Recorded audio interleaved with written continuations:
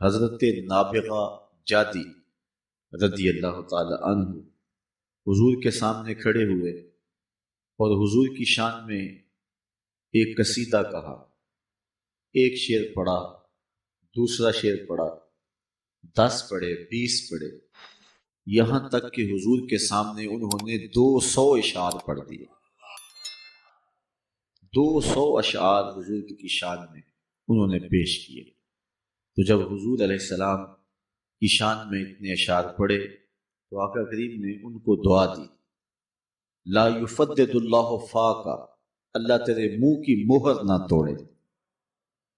حضرت قز بن اسامہ رضی اللہ تعالی عنہ فرماتے ہیں کہ میں نے حضرت نابغہ جادی کو بڑھاپے کی عمر میں دیکھا ہے، لیکن میں نے دیکھا ہے کہ ان کے دانت اولوں کی طرح چمکتے تھے، کیونکہ حضور نے ان کو دعا دی تھی کہ تمہارے منہ کی اللہ مہر نہ توڑے، تو ان کے دانت آخری عمر میں بھی اولوں کی طرح چمکتے دکھائی دیتے تھے۔ حضرت کعب بن زہیر رضی اللہ تعالیٰ عنہ نے معروف قصیدہ بانت سعاد حضور کے لیے لکھا اور آقا کریم نے اس کے صلے میں اپنی چادر عطا فرمائی۔ ہے تو ویسے ان اشخاص میں سے تھے کہ جن کے قتل کا حضور نے حکم دیا۔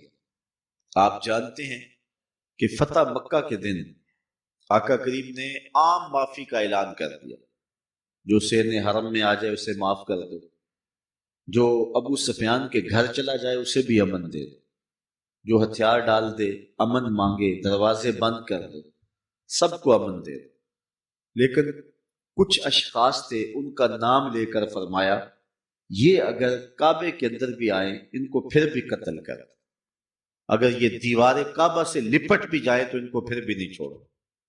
ان میں سے ایک کعب بن زہیر تھا۔ حضور نے خاص طور پہ فرمایا من لقی منکم کعب بن زہیر فلیقتلہ، تم میں سے اگر کوئی کعب بن زہیر کو ملے تو پھر فوراً اسے قتل کر دو، چونکہ یہ زمانہ نبوت کے ابتدائی ایام میں جب حضور علیہ الصلوۃ والسلام کی شانوں میں قصائد کہے جاتے اور عظمتوں کا بیان ہوتا، اور جنگوں کے مواقع پہ جب لشکر آمنے سامنے ہوتے تو یہ ہجوی اشعار پڑھا کرتا تھا۔ تو آقا کریم علیہ السلام نے فرمایا کہ اس کو قتل کر دو۔ یہ بھاگ گیا، اس کے بھائی نے اس کو پیغام بھیجا تو کتنی دیر تک حضور علیہ السلام کے غلاموں کی نگاہوں سے چھپتا پھرے گا؟ پورے جزیرہ عرب میں تجھے پناہ نہیں ملے گی اور وہ تجھے قتل کر دیں گے، لیکن میں تجھے کہتا ہوں کسی طرح سے خود حضور کی خدمت میں پہنچ اور اپنے گناہ کی معافی مانگ لے تو مجھے امید ہے حضور معاف کر دیں گے۔ رات کا اندھیرا تھا، صبح کا وقت ظاہر ہو رہا تھا، حضور تشریف فرما تھے، یہ آ کے پاس بیٹھ گیا، چہرے پہ چادر اوڑی ہوئی، منہ چھپائے ہوئے، اور عرض کرتا ہے حضور اگر کعب بن زہیر کو ڈھونڈ لائیں تو آپ اس کو معاف کر دو گے؟ حضور نے فرمایا کعب تو آج گیا ہے، جا میں نے معاف کر دیا۔ تو کعب جو اب حضرت کعب بن چکے ہیں، کہا عرض کی حضور جس زبان سے آپ کی حجب کہا کرتا تھا کفارہ ادا کرنا چاہتا ہوں، اسی زبان سے آپ کا قصیدہ کہنا چاہتا ہوں۔ حضور نے فرمایا ٹھہر جو، ذرا ممبر بچ جانے دو۔ ممبر بچ گیا، مجمع لگ گیا، حضرت کعب ممبر پہ جلوہ فراز ہوئے اور انہوں نے اپنا وہ مشہور قصیدہ بانت سعاد پڑھا، جس میں انہوں نے کہا اتیت عند رسول اللہ معتذرا والعذر عند رسول اللہ مقبول، لوگوں میں اللہ کے رسول کی خدمت میں معافی مانگنے آیا تھا، مجھے یہاں آ کر پتہ چلا ہے نبی تو ہے ہی بڑا بندہ نواز۔ ان الرسول لنور یستضاء بہ مہند سیف من سیوف الہند مسلول، بغیر کسی شک کے، بغیر کسی شبے کے اللہ کے رسول صلی اللہ علیہ وسلم نور ہے، اور ایسا نور جس سے پورا زمانہ چمک رہا ہے، ہندوستان کے لوہے کی تنی ہوئی تلوار۔ تو حضور علیہ السلام نے فرمایا کعب مجھے ہندوستان کے لوہے کی تلوار نہ کہو، مجھے اللہ کی تلوار کہو۔ تو یہ حضور علیہ السلام نے خود اصلاح دی۔ تو جب یہ قصیدہ پڑھ چکے تو آقا کریم نے اپنی چادر اتاری اور حضرت کعب کو عطا فرمایا۔ ان کو بھی چادر عطا فرمائی۔ حضرت حسان بن ثابت رضی اللہ تعالی عنہ کو حضور نے دعا دی، جب وہ حضور کی شان لکھتے تو آقا کریم نے کہا اللہم ایدہ بروح القدس، اے اللہ جبریل امین سے ان کی مدد فرما۔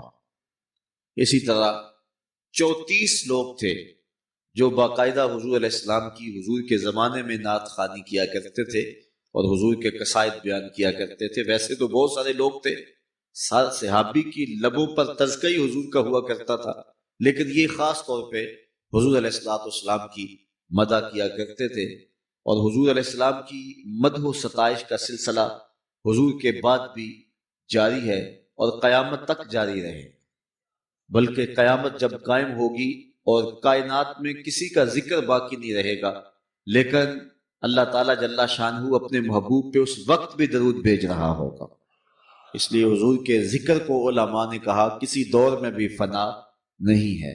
جب زبانیں جو ہے وہ بند ہو جائیں گی، جب اجسام موت کی آغوش میں چلے جائیں گے اور کائنات میں کوئی شخص نہیں ہوگا، تو اس وقت بھی حضور کے ذکر کا نغمہ موجود رہے گا اور آقا کریم علیہ السلام کا تذکرہ نور اس وقت بھی جاری رہے گا۔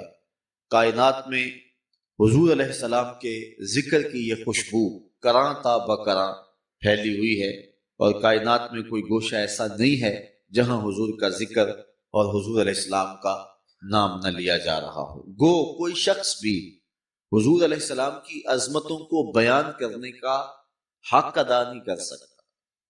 یہ جس نے بھی حضور کی مدح میں لب کھولے ہیں، اس نے یہی کہا ہے کہ میں حق ادا نہیں کر سکا، لیکن سعادت مندی تو پا رہا۔ حضرت حسان بن ثابت رضی اللہ تعالی عنہ فرماتے ہیں ما ان مدحت محمدا بمقالتی لیکن مدحت مقالتی بمحمدی، لوگوں میں اپنے شعروں سے حضور کی تعریف نہیں کرتا، بلکہ جب اپنے شعروں میں حضور کا نام ذکر کرتا ہوں تو میرے شعروں میں جمال پیدا ہو جاتا ہے، ان میں حسن پیدا ہو جاتا ہے، چونکہ سج جاتے ہیں شعر نام مصطفیٰ صلی اللہ علیہ وآلہ وسلم سے۔ حضرت عمر بن عاص رضی اللہ تعالیٰ عنہ فرماتے ہیں، کہتے ہیں کہ اگر سوال کیا جائے کہ میں حضور علیہ السلام کی مدح و ستائش کروں، تو کہتے ہیں سچی بات یہ ہے کہ میں اس کی طاقت نہیں رکھتا ہے، اس لیے کہ اللہ تعالیٰ جل شانہ ہی محبوب کی عظمتوں اور محبوب کی شانوں کا جاننے والا ہے۔ اسی کی ظہوری نالے ساڈا کی بیان ہے، او دیاں تے صفتاں دا نات خاں قرآن ہے، سورتاں سپارے رنگ نبی دے جمال دا، لب کے لے آواں کتھوں سونا تیرے نال دا۔ یہاں بڑے بڑے لوگوں نے حضور کے قصیدے لکھے اور آخر میں یہی کہا لا یمکن الثناء کما کان حقہ بعد از خدا بزرگ توئی قصہ مختصر، ہم نے اپنے بڑوں سے سنا ہے ایک اللہ ہی ان سے بڑا ہے۔ یہاں بات آ کر کے ختم ہوئی۔ ہم غالب دیکھتے ہیں کہ جب اپنے محبوب کی مدح میں زبان کھولتا ہے تو پھر موتی پروتا چلا جاتا ہے، خود اس کو دعویٰ ہے کہ میرے جیسا انداز سخن زمانے میں کوئی نہیں رکھتا، ذکر اس پر ہی وش کا پھر بیاں اپنا تھا، بن گیا رقیب آخر جو راز تھا اپنا تھا۔ اس کو ناز ہے اپنے سخن پہ، اپنی گفتگو پہ، لیکن غالب کو کہا گیا تو نے مہوشوں کے، زہرہ جمالوں کے اور خوبصورت لوگوں کے قصیدے لکھے ہیں، تو حضور علیہ السلام کی نعت بھی لکھ۔ تو غالب کہنے لگا کہ غالب ثنائے خواجہ بیزداں گذاشتیم کان ذات پاک مرتبہ دان محمد است، کہنے لگا کہ میں بیان کیسے کر سکتا ہوں جب میں جانتا ہی نہیں ہوں، تو اللہ جل شانہ ہی محبوب علیہ السلام کے مرتبے کو جاننے والا ہے اور بیان بھی وہی فرما سکتا ہے۔ حضور کو اللہ تعالیٰ نے جو مرتبہ رفیع عطا فرمایا، جو شان و منزلت عطا فرمائی، حضرت شاہ ولی اللہ محدث دہلوی علیہ رحمہ فرماتے ہیں کہ آپ کے مادح کی آخری حد عجز ہے، یعنی کوئی شخص بھی حضور کی مدح و ستائش میں لب کھولتا ہے تو بالآخر عاجز آ جاتا ہے اور کہتا ہے کہ یہ میرے بس کا روگ نہیں ہے۔ حضرت بایزید بستامی کہتے ہیں میں نے ایک دن روحانی طور پہ پرواز کی اور میں یہ چاہا کہ دیکھوں تو صحیح کہ حضور کی عظمتیں اور حضور کی رفتیں کیا ہیں، ان کا عالم کیسا ہے، تو کہتے ہیں میں نے معرفت کے سمندر میں غوطہ جہاں میری منتہائے پرواز ہو رہی تھی اور آقا کریم علیہ السلام کی عظمتوں کا ابھی آغاز ہو رہا تھا، فائزہ بینی و بینہا الف حجاب من نور، میرے نقطۂ انجام اور آقا کریم کی عظمتوں کے نقطۂ آغاز کے درمیان 1000 نور کا پردہ تھا، اگر میں ایک قدم بھی آگے بڑھتا تو جل کے راکھ ہو جاتا۔ یہ ولیوں کا امام حضرت بایزید بستامی بیان فرما رہے ہیں، وہ بایزید بستامی جن کو یحییٰ بن معین نے لکھا، حضرت اس شخص کی کیا شان ہے جس نے معرفت کے سمندر سے ایک جرعہ لیا، ایک گھونٹ پیا اور ایسا نشہ چڑھا کہ ابھی تک مستی نہیں اتر رہی۔ تو آپ نے جواب دیا، میاں تو اس کا حال پوچھتا ہے جس نے ایک کیا اور ابھی تک نشہ نہیں اتر رہا، تو اس کا حال کیوں نہیں پوچھ لیتا جو پورا سمندر پی گیا پھر بھی ہوش میں پھر رہا ہے۔ یہ حضرت بایزید بستامی علیہ رحمہ کی ذات ہے، اور وہ فرماتے ہیں جہاں میری منتہائے پرواز تھی اور آقا کریم علیہ السلام کا بھی آغاز تھا، اس کے اور اس کے درمیان 1000 نور کا پردہ آ گیا۔ جس نبی کے نقطۂ آغاز تک نہیں پہنچ سکتا، اس نبی کی رفتوں کا اندازہ اور اس نبی کی عظمتوں کو ناپ تولنا یہ کس کے بس کا روگ ہو سکتا ہے؟ حضرت ابو الحسن رفاعی ایک بزرگ ہوئے ہیں، وہ کہتے ہیں میں نے ایک دن روحانی طور پہ پرواز کی، حتیٰ ساتھ تو فی الفوقانیات، یہاں تک کہ بہت اونچا چلا گیا۔ جب بہت اونچا چلا گیا تو ایک عرش آیا، دوسرا آیا، تیسرا آیا، 7 لاکھ عرش عبور کر گیا۔ آواز آئی، ابو الحسن رفاعی کدھر آ رہے ہو؟ تو میں نے عرض کی مالک معراج کی رات جس عرش کی چھاتی پہ محبوب کے قدم آئے تھے، میں اس عرش کی تلاش میں نکلا ہوں۔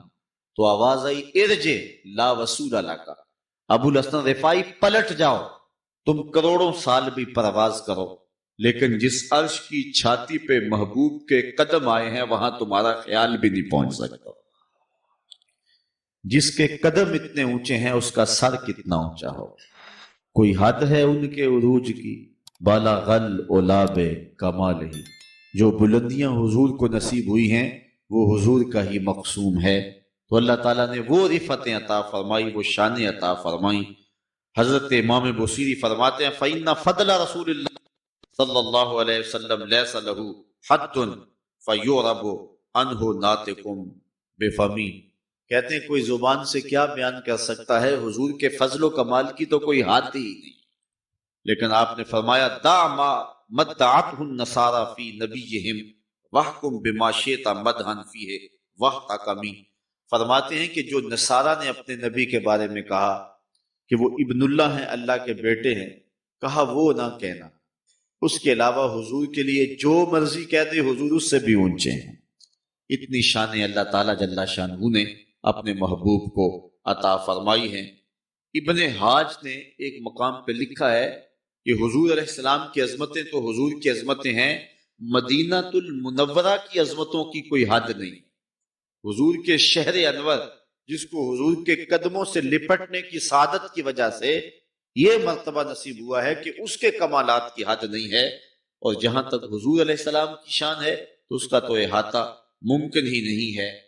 اللہ اکبر۔ وہ کیا کسی نے کہا کہ کیا یہ کم ہے کہ تو محبوب خدا ہے؟ یہ کتنا بڑی سعادت ہے حضور علیہ السلام کی۔ تو آئیے آج ہم حضور علیہ السلام کی عظمتوں کا مختصر بیان جو ہے وہ سنیں گے اور اپنے قلب و نظر کی تزکی کا سامع کریں گے۔ علماء نے لکھا ہے کہ حضور کی شانیں سن کر جس شخص کے سینے میں ٹھنڈ نہیں پڑتی، اس کے سینے میں دھڑکنے والا دل کسی مومن کا دل ہی نہیں ہے۔ یہ پکی بات ہے کہ غلام کو اپنے آقا کی تعریف سن کر کے خوشی ہوتی ہے، اور ہم حضور علیہ السلام کا ذکر سنتے ہیں تو تسکی پا جاتے ہیں اور قلوب راحت پاتے ہیں، اور جی چاہتا ہے کہ یہ نغمہ چھڑا ہی رہے اور محبت کی بولی بولنے والے اس سلسلہ محبت کو پھیلاتے ہی رہیں۔ اللہ تعالیٰ جل شانہ نے قرآن مجید میں ارشاد فرمایا تلک الرسل فضلنا بعضهم علی بعض منہم من کلم اللہ ورفع بعضهم درجات، یہ وہ رسول ہیں جن کو ہم نے ایک دوسرے پر فضیلت عطا کی۔ تلک الرسل فضلنا بعضهم علی بعض، ہم نے رسولوں کو ایک دوسرے پر فضیلت دی ہے۔ منہم من کلم اللہ، ان میں سے کوئی ایسا بھی ہے جس سے اللہ نے کلام فرمایا۔ وَرَفَعَ بَعْضَهُمْ دَرَجَاتٍ، اور کوئی ایسا بھی ہے کہ جو درجوں میں سب سے اوپر چلا گیا۔ اور علماء فرماتے ہیں اس سے مراد میرے اور آپ کے آقا و مولا صلی اللہ علیہ وآلہ وسلم ہیں کہ جو درجہ کسی کو نصیب نہیں ہوا وہ حضور کا مقصود ہے۔ ابھی اعلیٰ حضرت کا ایک شعر پڑھا جا رہا تھا، خلق سے اولیاء، اولیاء سے رسل، اور رسولوں سے اعلیٰ ہمارا نبی۔ تمام کائنات میں، مخلوقات میں اولیاء افضل ہیں، اولیاء سے نبی افضل ہیں، نبیوں میں رسول افضل ہیں، اور رسولوں کے اندر امام الانبیاء حضور نبی رحمت کو فضیلت دی گئی ہے۔ تو کہا کوئی تو ایسا ہے جس سے اللہ نے کلام فرمایا، یعنی حضرت موسیٰ علیہ السلام، وَرَفَعَ بَعْضَهُمْ دَرَجَاتٍ، اور کوئی ایسا بھی ہے کہ جو درجوں میں سب سے اوپر چلا گیا۔ کوئی فلک تے رہ یار گیا، کوئی جا سدرا تے ہار گیا، ایک کالیاں زلفاں والا سی جڑا عرش تو بھی لنگ پار گیا۔ تو درجوں میں سب سے اوپر جو شخص گیا ہے اس ذات کا نام، اس شخصیت کا نام محمد رسول اللہ صلی اللہ علیہ وآلہ وسلم ہے۔ اور ہمیں اس بات پہ فخر حاصل ہے کہ ہمارے نبی نبیوں کے امام ہیں۔ یہ سعادت مندیاں ہمیں عطا فرمائی گئی۔ آج ہمیں جو عزتیں دی گئی ہیں یہ حضور کے صدقے سے دی گئی۔ کنتم خیر امت، یہ مجھے اور آپ کو کہا گیا۔ ہم سوچیں کہ ہماری اوقات تھی کہ ہمیں یہ کہا جاتا، لیکن اصل شرف مکان کا نہیں ہوتا، شرف مکین کا ہوتا ہے۔ اس لیے حضور کے دم سے ہمیں یہ عزت نصیب ہوئی کہ ہم تمام امتوں سے افضل قرار پائے، اور تھوڑا عمل بھی بہت سارا قرار پاتا ہے۔ یہ ماہ صیام لے لیجئے، ایک نفل پڑھو تو ایک فرض کا ثواب ملتا ہے، اور ایک فرض پڑھو 70 فرائض کا ثواب ملتا ہے۔ یہ کتنی کرم نوازیاں ہیں۔ حضور علیہ الصلوۃ والسلام کی امت کو عصر کے وقت پہ رکھا گیا۔ حضور نے خود ارشاد فرمایا ایک بندہ صبح سے لے کے ظہر تک مزدوری کرتا ہے، اس کو ایک کی رات ملتا ہے۔ دوسرا ظہر سے لے کے عصر تک مزدوری کرتا ہے، وقت تھوڑا ہے، اس کو بھی ایک کی رات ملتا ہے۔ اور تیسرا شخص عصر سے لے کر مغرب تک مزدوری کرتا ہے، اس کا وقت دونوں سے تھوڑا ہے، لیکن اس کو 2 کی رات ملتی ہے۔ فرمایا پہلی مثال یہود کی ہے، دوسری مثال نصارہ کی ہے، اور تیسری مثال میری امت کی ہے کہ تھوڑے عمل پر بھی اجر بہت زیادہ رکھا۔ اسی ماہ نور میں آنے والی بابرکت شب جسے لیلۃ القدر کے نام سے یاد کرتے ہیں، اس ایک رات کے بارے میں میرے رب نے کہا ہے کہ 1000 مہینے سے بہتر ہے۔ یہ اتنی عظمتیں دی گئی ہیں اس امت کو، یہ حضور کے صدقے عطا فرمائے۔ تو کہا یہ رسول ہے، ہم نے ان کو ایک دوسرے کے اوپر فضیلت دی ہے۔ ان میں سے کوئی ایسا بھی ہے کہ جو اللہ سے کلام کرنے کا شرف پاتا ہے، لیکن ایسا بھی ہے جو درجوں اور فضیلتوں میں سب سے آگے چلا گیا۔ حضور نبی رحمت صلی اللہ علیہ وسلم کی عظمتیں، حضور علیہ الصلوۃ والسلام کی رفعتیں، ان کا بیان چند ایک احادیث کی روشنی میں آپ کے سامنے رکھنا چاہوں گا۔ حضرت نبی رحمت صلی اللہ علیہ وسلم نے ارشاد فرمایا ان اللہ اصطفیٰ کنانہ من ولد اسماعیل واصطفیٰ قریش من کنانہ واصطفیٰ من قریش بنی ہاشم واصطفانی من بنی ہاشم۔ اللہ تعالیٰ جل شانہ نے اولاد اسماعیل میں سے کنانہ کو منتخب کیا، اور کنانہ سے قریش کا انتخاب کیا، اور قریش سے بنو ہاشم کا انتخاب کیا، اور بنو ہاشم سے میرا انتخاب کیا۔ یعنی پوری کائنات کے اندر کنانہ افضل، کنانہ میں سے قریش افضل، قریش میں سے بنو ہاشم افضل، اور فرمایا بنو ہاشم میں اللہ نے میرا انتخاب فرمایا۔ یہ وہ قصیدہ ہے جو حضور نے اپنا خود بیان فرمایا۔ چونکہ یہ فریضہ تھا، اس لیے حضور علیہ الصلوۃ والسلام نے امت کو اپنی عظمت کا بیان لوگوں کے سامنے رکھا۔ یہ حضور علیہ السلام کی دنیا پہ عظمت ہے۔ اب دیکھیے حضرت انس سے روایت ہے جس کو امام مسلم نے روایت کیا ہے، انا اکثر الانبیاء تبعا یوم القیامہ وانا اول من یقرأ باب الجنہ۔ حضور نے ارشاد فرمایا کہ قیامت کے دن نبیوں میں سب سے زیادہ ماننے والے میرے لوگ ہوں۔ قیامت کے دن کچھ انبیاء ایسے بھی آئیں گے کہ ان کے ساتھ ایک امتی ہوگا، کچھ لوگ ہوں گے ان کے ساتھ 2 امتی ہوں گے، کچھ لوگ ایسے ہوں گے کہ جن کے ساتھ کوئی بھی نہیں ہوگا، اکیلے آئیں گے۔ لیکن فرمایا کہ میں کثرت امت کی وجہ سے کل قیامت کے دن نبیوں میں فخر کروں گا۔ سب سے زیادہ امت جو ہے وہ فرمایا کہ میری ہو۔ آج بھی آپ دیکھ لیں دنیا کے اوپر اس وقت 6.25 ارب انسان بستے ہیں۔ 6.25 ارب انسانوں میں سے 1 ارب 40 کروڑ حضور کے غلام ہیں. دنیا کا ہر چوتھا شخص مسلمان ہے. یہ اللہ تعالیٰ نے حضور کے غلاموں کی تعداد رکھی ہے اور صدیوں سے جو ہے یہ سلسلے جاری ہیں. اور ایک وقت آئے گا کہ پوری کائنات کے اوپر ایک بھی کافر نہیں ہوگا. ہر گھر کی چھت پہ جھنڈا میرے محمد عربی کا ہی ہوگا. یہ وقت انشاءاللہ اللہ تعالیٰ نے ہمیں عطا فرمانا. جب اسلام کی نشت ثانیہ ہوگی، حضرت امام مہدی آئیں گے، حضرت عیسیٰ علیہ السلام جلوہ فراز ہوں گے. ایک وقت ایسا آنا ہے اور وہ مسلسل 40 سال تک وہ وقت رہے گا کہ پوری کائنات کے اوپر کسی چھت پہ حضور کے جھنڈے کے علاوہ کسی اور کا جھنڈا ہوگا ہی نہیں. صرف حضور علیہ السلام کے ماننے والے پوری کائنات اور پوری دنیا میں ہوں گے. یہ لمحے اللہ نے عطا فرمانے ہیں. تو حضور فرماتے ہیں کہ اللہ نے سب سے زیادہ ماننے والے مجھے عطا کیے. حضرت نوح علیہ السلام نے 950 سال تبلیغ فرمائی ہے. یہ ان کی عمر تبلیغ ہے 950 سال. ویسے تو 1300 سال زندگی پائی ہے انہوں نے. 950 سال تبلیغ کی.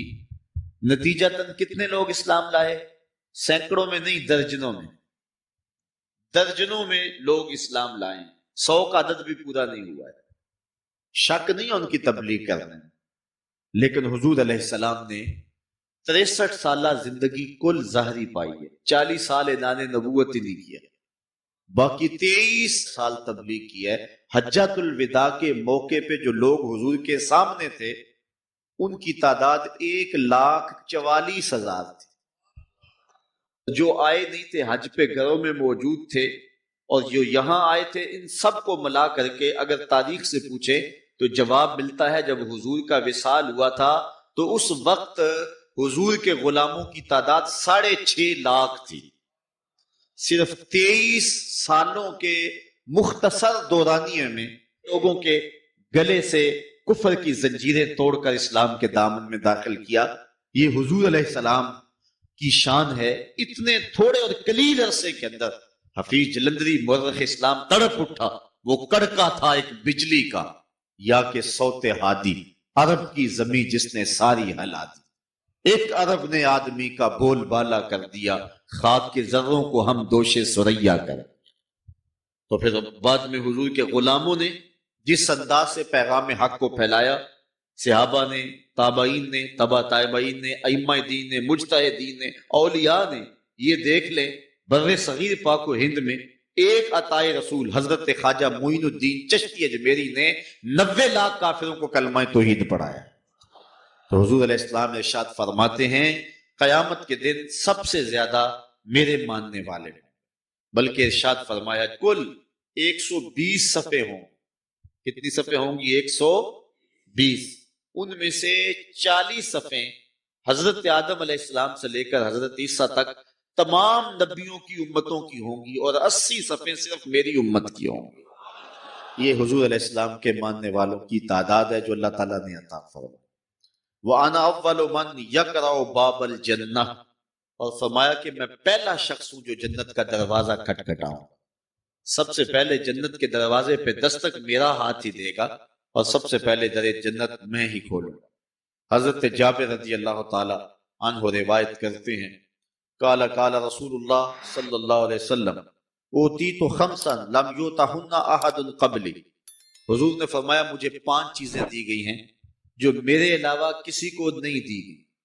میرے سے قبل میرے علاوہ کسی کو نہیں دی گئی. وہ 5 چیزیں مجھے عطا کی.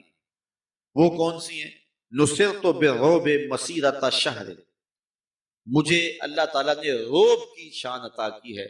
میں 1 مہینے کی مسافت ہوتا ہوں کہ دشمن کے دل میں میرا رعب پیدا ہو جاتا.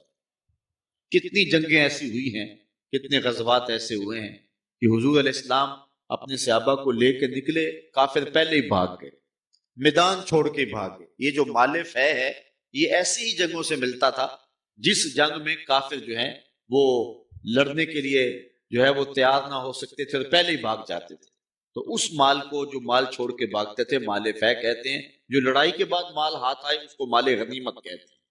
یہ باغ فدق مال فہ سے تھا، یہ جو ہے وہ لڑائی کے نتیجے کے اندر نہیں ملا تھا. تو اس طرح حضور علیہ السلام کو یہ شان عطا فرمائی کہ 1 مہینے کی مسافت پر ہوں تو لوگوں کے دلوں کے اندر رعب پڑ جاتا. دوسری بات کہ اللہ نے میرے لیے پوری روئے زمین کو مسجد بنا دیا اور طاہر بنا دیا، اس سے تیمم کیا جا سکتا ہے، پاک کر دیا، جس کو جہاں وقت ملے اور جہاں بھی وہ ہو تو نماز کا وقت پالے تو وہ وہاں نماز پڑھ سکتا۔ اب یہ صرف حضور کی امت کو شان دی گئی ہے، اور یہ حضور کے قدموں کی برکت سے ہوا ہے کہ پوری دھرتی پاک کر دی گئی، ورنہ یہودی کو بھی عبادت کے لیے اپنی عبادت گاہ میں جانا پڑتا ہے، اپنے معبد میں جانا پڑتا ہے، عیسائی کو اپنے گرجا گھر میں جانا پڑتا ہے۔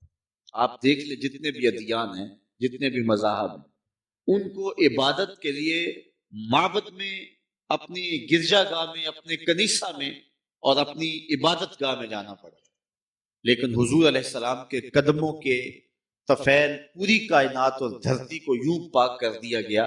آپ کھیتوں میں کام کر رہے ہیں، نماز کا وقت ہو گیا، وہی مصلی بچھا کے نماز پڑھنے لگ جائیں، پوری دھرتی کو حضور کے قدموں کا صدقہ پاک کر دیا گیا۔ یہ شان حضور فرمایا مجھے دی گئی ہے اور میرے علاوہ کسی اور کو نہیں دی۔ تیسری بات، وَأُحِلَّتْ لِيَ الْغَنَائِمُ وَلَا تَحِلُّ لِأَحَدٍ قَبْلِي، میرے اوپر مال غنیمت حلال کیا گیا ہے اور میرے علاوہ کسی پر یہ مال حلال نہیں کیا گیا۔ تو یہ حضور علیہ السلام کا تیسرا خاصہ ہے جو حضور کو عطا کیا گیا۔ چوتھی چیز، وَأُوتِيتُ الشَّفَاعَةَ، اللہ تعالیٰ نے مجھے شفاعت کا حق دے دیا۔ اب یہاں سنو، تمہیں ٹھنڈ پڑ جائے گی، ویسے تو ماشاءاللہ اتنی کثرت کے باوجود حال میں ویسے ٹھنڈک ہے، لیکن یہ جملہ جب سنیں گے تو ٹھنڈ جو ہے وہ روح تک اترے۔ حضور علیہ السلام نے ارشاد فرمایا، اللہ تعالیٰ نے ہر نبی کو دعا کا کوٹا دیا، ایسی دعا کا جو ہر صورت قبول ہو۔ ایک دعا ایسی دی ہے جو کسی صورت میں بھی رد نہیں ہوگی، ہر صورت میں قبول ہوگی۔ ہر نبی کو اللہ تعالیٰ نے ایک ایسی دعا عطا فرمائی، اور ہر نبی نے دعا کا وہ حق دنیا پہ استعمال کر دیا۔ نبی نے وہ دعا مانگ لی اپنی امت کے لیے، اپنی قوم کے لیے، اپنے لیے۔ جو دعا کا خاص حق دیا گیا تھا، ہر نبی نے وہ حق استعمال کر دیا۔ حضور فرماتے ہیں کہ اللہ نے وہ حق مجھے بھی دیا، لیکن میں نے استعمال نہیں کیا، میں نے قیامت کے دن کے لیے بچا کے رکھا ہوا ہے۔ دنیا کے اوپر امت سہلے تکلیفیں، دکھ برداشت کر لے، مصیبتیں دیکھ لے، سب کچھ ہو، لیکن فرمایا میں نے حق قیامت کے لیے بچا کے رکھا ہے، میں شفاعت کر کے اس حق کے ذریعے سے امت کو جنت میں لے کے جاؤں۔ اللہ اکبر۔ اب دیکھیے کیسا پھر منظر ہوگا، اعلیٰ حضرت کا انداز دیکھیے، پیش حق مجدہ شفاعت کا سناتے جائیں گے، آپ روتے جائیں گے، سب کو ہنساتے جائیں گے۔ وسعتیں دی ہیں خدا نے دامن محبوب کو، جرم کھلتے جائیں گے اور وہ چھپاتے جائیں گے۔ حضور علیہ السلام سر انور رکھیں گے پیشانی سجدے میں، آواز آئے گی ارفع راسک یا محمد صلی اللہ علیہ وسلم سل توتا واشفع تشفع، محبوب سر انور کو اٹھائیے، جو مانگو گے دیں گے، جس کی سفارش کرو گے قبول کریں گے۔ حضور علیہ السلام سر اٹھائیں گے اور کیا کہیں گے، اللہم امتی امت، اے اللہ میری امت کو بخش دے۔ اللہ تعالیٰ جل شانہ ارشاد فرمائے گا کہ محبوب جس کے سینے میں رائی کے دانے کے برابر بھی ایمان ہے، میں نے اس کو بھی بخشا۔ پھر حضور سر انور سجدے میں رکھ دیں گے، پھر یہی آواز آئے گی، پھر کہا جائے گا محبوب جس کے سینے میں رائی کے دانے سے بھی کم ایمان ہے، میں نے اس کو بھی بخشا۔ حضور پھر تیسری مرتبہ سر سجدے میں رکھ دیں گے، تو اللہ تعالیٰ فرمائے گا محبوب سر انور اٹھاؤ، جو کہیں گے مان لیں گے، جو سفارش کرو گے قبول کریں گے۔ تو حضور پھر کہیں گے اللہم امتی امتی، تو اللہ تعالیٰ فرمائے گا محبوب جس کے سینے میں رائی کے دانے سے کم، اس سے بھی کم، اس سے بھی کم ایمان ہے، میں نے اس کو بھی بخشا۔ حضور فرماتے ہیں میں پھر چوتھی مرتبہ سجدے میں سر رکھتا ہوں۔ بخاری میں روایت ہے، حدیث شفاعت اسے کہتے ہیں، حضور علیہ السلام چوتھی مرتبہ سجدے میں سر رکھتے ہیں۔ اللہ تعالیٰ فرمائے گا ارفع راسک یا محمد سل توتا واشفع تشفع، محبوب سر انور اٹھائیے، جو کہیں گے پورا کر دیا جائے گا، جس کی سفارش کرو گے اس کو معاف کر دیں گے۔ حضور علیہ السلام کہتے ہیں میں سر اٹھاؤں گا تو اللہ تعالیٰ جل شانہ کی بارگاہ میں عرض کروں گا مالک میری امت کا معاملہ میرے ہاتھ میں ہی دے۔ تو اللہ تعالیٰ فرمائے گا محبوب جا، جس کو تیری مرضی ہے اس کو جنت میں لے جا۔ تو پھر کیا حضور علیہ السلام جہنم میں ہمیں رہنے دیں گے؟ وہ کیا کسی نے کہا تھا میں تو کیا میرا سایہ بھی دوزخ میں نہ جائے گا کیونکہ رسول پاک سے دیکھا نہ جائے۔ تو حضور علیہ السلام دامن شفاعت فرمائیں گے، تو فرمایا اوتی تو شفاعت، مجھے اللہ نے شفاعت عطا۔ اور پانچویں خوبی جو حضور فرمایا مجھے دی گئی میرے علاوہ کسی کو نہیں دی گئی، وہ یہ وَقَانَ النَّبِيُّ يُبْعَثُ إِلَىٰ قَوْمِهِ خَاصَّةً وَبُعِثْتُ إِلَى النَّاسِ عَامَّةً، کہ ہر نبی کو اپنی قوم کی طرف خاص طور پہ مبعوث کیا گیا اور مجھے پوری کائنات کے لیے عام طور پہ مبعوث کیا گیا۔ پوری کائنات کے لیے عام طور پہ جو ہے وہ مجھے مبعوث کر دیا گیا، یعنی میں تمام مخلوقات کے لیے رسول بنا کر مبعوث کیا گیا۔ کائنات کی کوئی ایسی قوم، کوئی ایسا خطہ، کوئی دھرتی، کوئی قطع زمین، کوئی جزیرہ، کوئی بر اعظم، کائنات کی کوئی مخلوق ایسی نہیں ہے جس کے حضور رسول نہ بنا کر کے بھیجے۔ تو یہ وہ شان ہے جو اللہ تعالیٰ نے میرے نبی کو عطا فرمائی، اور حضور کے علاوہ یہ کسی اور کو نصیب نہیں ہوئی۔ چوتھی روایت حضرت ابو سعید رضی اللہ تعالیٰ عنہ سے، قال قال رسول اللہ صلی اللہ علیہ وسلم، کہتے ہیں اللہ کے رسول صلی اللہ علیہ وسلم نے ارشاد فرمایا انا سید ولد آدم یوم القیامہ ولا فخر، میں تمام اولاد آدم کا سردار ہوں، قیامت کے دن تمام اولاد آدم کی سرداری میرے پاس ہوگی، ولا فخر، اور میں اس کے اوپر فخر نہیں کرتا، وبیدی لواء الحمد ولا فخر، اور حمد کا جھنڈا قیامت کے دن میرے ہاتھ میں، ولا فخر، اور میں اس پہ فخر نہیں کرتا، وما من نبی یومئذ آدم ومن سواہ الا تحت لواء وانا اول من تنشق عنہ الارض ولا فخر، اور فرمایا حضرت آدم علیہ السلام سے لے کر کے حضرت عیسیٰ تک جتنے بھی نبی ہیں سارے کے سارے میرے جھنڈے کے سائے تلے، اور سب سے پہلے زمین میرے لیے کشادہ ہوگی اور میں قبر انور سے باہر آؤں گا، اور اس پر میں فخر نہیں کرتا۔ ملا علی قاری نے کہیں بڑی خوبصورت بات لکھی، فرماتے ہیں نبی جھنڈے کے سائے تلے ہوں بات فخر والی ہے، کرتے کیوں نہیں؟ شہنشاہ حسینہ ماہ خوباں جس کے چراغ حسن سے پورا مصر روشن ہوا، وہ جھنڈے کے سائے تلے کھڑا ہو۔ حضرت یوسف علیہ السلام بات فخر والی ہے کہ نہیں ہے؟ کہا ولا فخر، میں فخر نہیں کرتا۔ پاؤں کی ٹھوکر سے مردے کو زندگی دینے والے حضرت عیسیٰ جھنڈے کے سائے تلے کھڑے ہوں، بات فخر والی ہے کہ نہیں ہے؟ سرے طول خدا سے ہم کلام ہونے والا اللہ کا کلیم جھنڈے کے سائے تلے کھڑا ہو۔ مسجود الملائک انسانیت کا نقطہ آغاز ابو البشر حضرت آدم جھنڈے کے سائے تلے کھڑے ہوں، بات فخر والی ہے کہ نہیں؟ نمرود کی آتش میں بھی ہنس ہنس کے باتیں کرنے والا اللہ کا جلیل القدر نبی اور پیغمبر حضرت ابراہیم خلیل اللہ جھنڈے کے سائے تلے کھڑے ہوں، بات فخر والی ہے کہ نہیں؟ لیکن فرمایا ولا فخر، میں فخر نہیں کرتا۔ ملا علی قاری کہتے ہیں بات تو فخر والی ہے، کرتے کیوں نہیں؟ تو پھر بڑا خوبصورت جواب دیا، کہا کلام کا نتیجہ یہ ہے کہ میں فخر نہیں کرتا، یہ میں فخر کیوں کروں کہ میرے جھنڈے کے سائے تلے، یہ تو انہیں فخر کرنا چاہیے کہ میرے جھنڈے کا سایہ مل گیا ہے۔ یہ نبیوں کے لیے فخر ہے کہ میرے جھنڈے کا سایہ انہیں نصیب ہو۔ فخر کا دل میں دریچہ باز کرنا چاہیے، جن کا تو آقا ہے ان کو ناز کرنا چاہیے۔ اللہ اکبر، آج دنیا چاند پہ جا کے فخر کرتی ہے، اور میرا نبی چاند کو قدموں میں بلا کر بھی فخر نہیں کرتا، اس لیے کہ یہ حضور کے لیے فخر کی بات نہیں ہے، یہ تو چاند کے لیے فخر کی بات ہے کہ حضور نے قدموں میں بلا لیا ہے۔ اس لیے فرمایا سارے نبی میرے جھنڈے کے سائے تلے ہوں گے۔ یہ شان ہے ہمارے آقا کی، یہ رفعت ہے ہمارے آقا و مولا کی، یہ حضور کی عظمت و رفعت ہے۔ اسی لیے اعلی حضرت فرماتے ہیں سب سے اعلیٰ و اولا ہمارا نبی، سب سے بالا و والا ہمارا نبی، خلق سے اولیاء، اولیاء سے رسول، اور رسولوں سے اعلیٰ ہمارا نبی۔ سب سے اونچی شان اگر کسی کو عطا کی گئی ہے تو وہ میرے اور آپ کے آقا و مولا کو عطا کی۔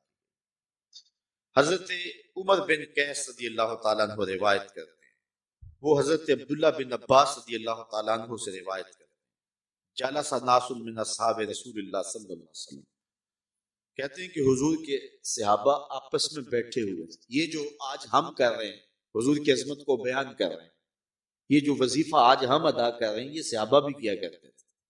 تو صحابہ بیٹھے ہوئے تھے اور کہتے کیا ہیں، کہ فخرج حتی اذا دنا منہم، یہاں تک کہ حضور تشریف لائے اور حضور صحابہ کے قریب ہو گئے. سامعہم یتذاکرون، تو حضور علیہ الصلوۃ والسلام نے ان کے کلام کو، ان کی گفتگو کو، ان کے مذاکرے کو سنا. قال بعضهم ان اللہ اتخذ ابراہیم خلیلا، ایک نے کہا حضرت ابراہیم کی بڑی شان ہے، وہ اللہ کے خلیل ہے، بہت بڑی سعادت مندی ہے، اللہ نے خلت کا تاج انہیں دیا ہے، ان کو اللہ نے اپنا خلیل بنایا. بڑی شان ہے، بڑی عظمت ہے. اللہ کے لیے، اس کے دین کے لیے جو قربانی انہوں نے دی، بیٹے کی گردن پہ چھری رکھنا تماشا تو نہیں ہے، بیوی بچوں کو وادی غیر ذی زرع میں چھوڑانا کوئی مذاق تو نہیں ہے، پھر جلتی ہوئی آگ کے شعلوں میں اس کی رضا کے لیے پھلانگ جانا، یہ کوئی جو ہے وہ دل گردے کی بات ہے، ایسے تو نہیں ہوتا ہے. تو کہا کہ بڑی شان ہے یار حضرت ابراہیم علیہ السلام کی کہ اللہ نے اپنا خلیل بنایا. وقال آخر، اور دوسرے نے کہا موسیٰ کلمہ تکلیم، یا شان حضرت موسیٰ کی کون سی تھوڑی ہے، رب نے ان سے کلام کیا ہے، یہ شرف پایا ہے کہ انہوں نے اللہ تعالیٰ جل شانہ سے کلام کیا ہے. تو یہ کتنی شان ان کی کہ وہ کلیم اللہ ہے. وقال آخر، تیسرا بولا فعیسیٰ کلمۃ اللہ وروحہ، اور حضرت عیسیٰ اللہ کے کلمہ ہیں اور اللہ نے اپنی روح ان کے اندر پھونکی ہے اور انہیں بن باپ کے پیدا کیا. کتنی شان ہے، کتنی عظمت ہے، روح اللہ ہے. وقال آخر، چوتھے نے کہا آدم مصطفیٰ اللہ، کہ حضرت آدم علیہ السلام کا اللہ نے انتخاب کیا، اللہ تعالیٰ نے انہیں انسانیت کے باپ بننے کا شرف دیا، انہیں ابو البشر بنایا، انسانیت کا نقطہ آغاز ہے، اور فرشتوں کی جبین نیاز ان کی حضور جگائی گئی. بڑی شان ہے. یہ صحابہ گفتگو کر رہے ہیں، حضور علیہ السلام بھی پاس اس گفتگو کو سماعت کر رہے ہیں. جب صحابہ نے گفتگو کر لی، فخرج علیہم رسول اللہ صلی اللہ علیہ وسلم، تو حضور تشریف لے آئے، حضور علیہ السلام کے بالکل قریب آ گئے. وقال، اور ارشاد فرمایا قد سمعت کلامکم وعجبکم، میں نے تمہاری گفتگو بھی سنی اور گفتگو پر تعجبی انداز بھی سنا. یعنی نبی کی شان بیان کر رہے ہیں اور اس پہ خوشی سے تعجب کر رہے ہیں صحابہ. یار کیا شان ہے حضرت ابراہیم کی، کیا عظمت حضرت موسیٰ علیہ السلام کی، یہ جو تعجب تھا. تو کہا میں نے تمہارا کلام بھی سنا اور تمہارا تعجب کرنا بھی سنا. تو یہ ہے کہ نبی کی شان بھی بیان کی جائے اور اس پر یہ انداز ہو کہ یار کیا شان ہے، کیا شان مدینے والے، یہ عظمت، یہ انداز، یہ طرز تکلم، یہ صحابہ کا رہا ہے. تو حضور نے فرمایا کہ میں نے سمعت کلامکم وعجبکم، تمہارا کلام کرنا بھی سنا اور ان شانوں پر تمہارا تعجب کرنا بھی سنا. اور پھر فرمایا ان ابراہیم خلیل اللہ، بے شک ابراہیم اللہ کے خلیل ہیں. تم نے جو کہا واقعی وہ اللہ کے خلیل ہیں. ہوا کذالک، ایسے ہی، اس میں کوئی شک نہیں ہے. وہ موسیٰ نجی اللہ، تم نے کہا کہ موسیٰ نجی اللہ ہے، وہ کذالک، ایسے ہی. وہ عیسیٰ روحہ و کلمتہ، وہ کذالک، تم نے حضرت عیسیٰ کے بارے میں کہا کہ وہ روح اللہ ہیں اور کلمت اللہ ہے، وہ کذالک، ایسے ہی ہے. وہ آدم اصطفیٰ اللہ، وہ کذالک، تم نے کہا حضرت آدم کا اللہ نے انتخاب کیا ہے، بالکل ایسے ہی. یہ حضور نے بیان فرمایا جو تم نے نبیوں کے بارے میں کہا سچ کہا، تمہارا کلام بھی سنا، تمہارا تعجب کرنا بھی سنا، بالکل ایسے ہے. اللہ نے انہیں بڑی شانیں دی. لیکن پھر حضور نے فرمایا الا وانا حبیب اللہ، اور صحابہ سن لو میں اللہ کا حبیب ہوں. ولا فخر، اور میں اس پہ فخر نہیں کرتا. وانا حامل لواء الحمد یوم القیامہ، میں قیامت کے دن حمد کا جھنڈا اٹھانے والا ہوں. اور آگے فرمایا تحتہ آدم فمن دونہ، آدم علیہ السلام ان کے علاوہ جتنے بھی نبی ہیں جن کا تم ذکر کر رہے تھے، یہ سارے کے سارے میرے جھنڈے کے سائے تلے ہوں. ولا فخر، اور میں اس پہ فخر نہیں کرتا. وانا اول شافعین و اول مشفعین یوم القیامہ، قیامت کے دن سب سے پہلے شفاعت بھی میں کروں گا اور قیامت کے دن سب سے پہلے سفارش قبول بھی میری ہو. ولا فخر، اور میں اس پہ فخر نہیں کرتا. وانا اول من یحرک ہلک الجنہ فیفتح اللہ لی، سب سے پہلے جنت کی کنڈی میں جنبش دوں گا، اس کو میں ہلاؤں گا، اللہ اس کو میرے لیے کھولے گا. فیدخلنیھا، تو اللہ تعالیٰ مجھے اس میں داخل فرمائے گا. ومعی فقراء المومنین، اور میرے ساتھ فقیر درویش اور جو ہے وہ غریب مومن ہوں گے، ولا فخر، اور میں اس پہ فخر نہیں کرتا، وانا اکرم الاولین والآخرین علی اللہ، اور میں اللہ کے ہاں جو پچھلے گزر گئے ہیں ان میں سے بھی افضل ہوں، اور جو آنے والے ہیں میں ان میں سے بھی افضل ہوں، ولا فخر، اور لیکن اس پر میں فخر نہیں کرتا۔